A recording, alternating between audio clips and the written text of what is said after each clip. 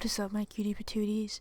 Today I'm attempting semi-realism, but if you could even call it that, it's not really like, it's not even like half realistic, let's be real. If as far as semi-realistic can be, you know? The best contender for this drawing was my hunter from the Monster Hunter Wilds beta.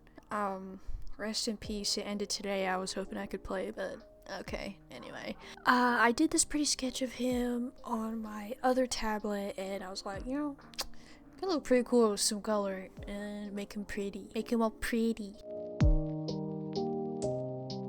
The process I used was borrowed from a YouTuber named Blue Biscuits. They would color a sketch, merge it, and then just start painting over this sketch. So everything was done on one layer. And you could consider this also a one layer challenge. I tried not to have multiple except for like special effects and filters.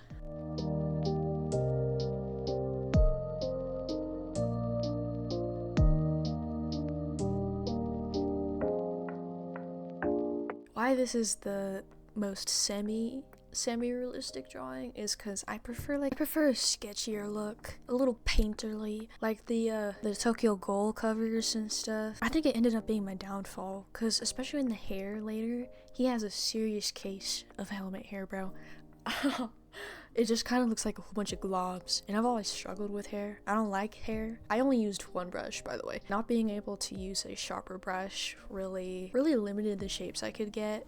Even with a smaller one, it just never ended up really looking that good. Mostly because I have a hard time mixing textures.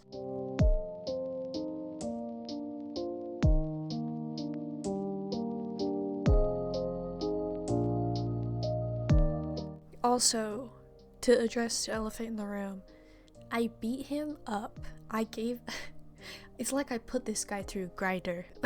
Like a car wash made out of knives. Because he's a hunter, bro. He's hunting things like 10 times his size, and I think the hunters should be a lot more beat up. I know they're like canonically inhuman. I think there should be some proof of that, except for the tiny little scar I gave him.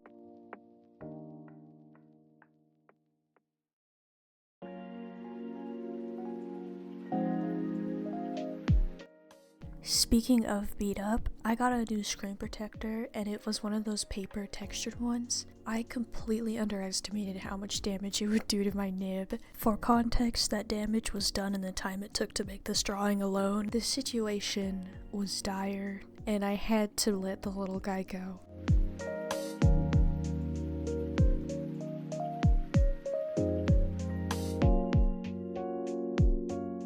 I completely neglected the clothes/bandages and also the scar on his trap, because I just didn't want to deal with it, I guess.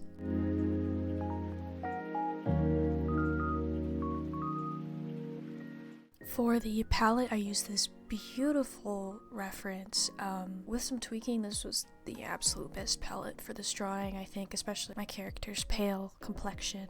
And also let me know who the artist is. I see their art all the time on Pinterest, and it's just so incredible. And for the pose, I use this reference, although clearly not really. I just kind of looked at it, just for anybody who was curious.